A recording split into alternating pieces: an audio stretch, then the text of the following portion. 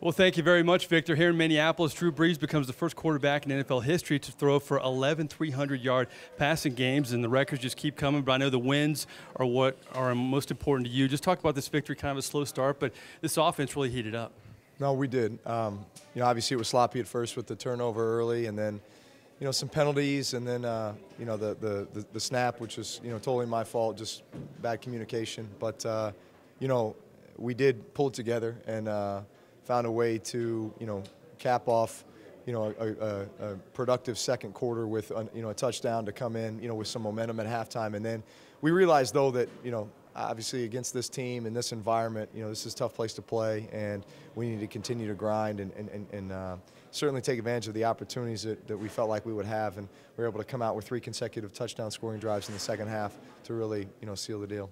Overall, this game kind of set up like the Rams game earlier in the season. Some of your teammates were telling me you're still motivated by that loss. You guys haven't lost since you lost to St. Louis, and it still serves as motivation, doesn't it? No, it absolutely does. Because we don't want that to be the way that we're remembered, and the stamp that's put on us. Hey, it's hard to win in this league. It's hard to win on the road, no matter who you're playing, no matter what their record or anything else. I mean, everybody in this league plays with pride, and it's a challenge. And so we don't take that for granted. And we also understand that, our goals are right there, in front of us. And we control our own destiny in a lot of ways. And so it's all about just finding a way to win each week, doing it in a number of different ways, spreading the ball around, being great with the run and the pass, playing great defense, solid special teams.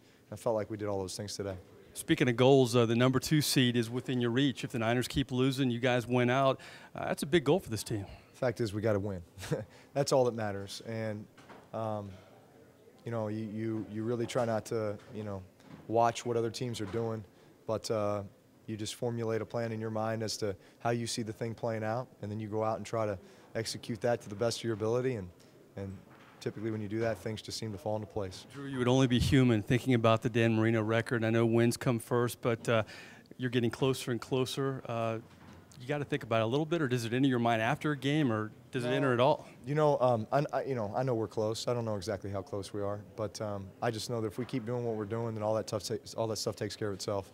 I never wanted to influence any of my decision-making or my preparation or anything else, so I just think about being as prepared as I can be each week, putting everybody around me in the best position to succeed, and just being an efficient, game manager, at the quarterback position. I know you like team goals, and when people talk about this team being amongst the best offenses in the history of the NFL, I mean, what do you think when you hear that? We take great pride in that. You never sit back on your laurels, though, never take it for granted. We understand the amount of time, effort, work, preparation that goes into, going out and having a game like that, and it's never easy. No matter how it might look on TV or look on film, it's never easy.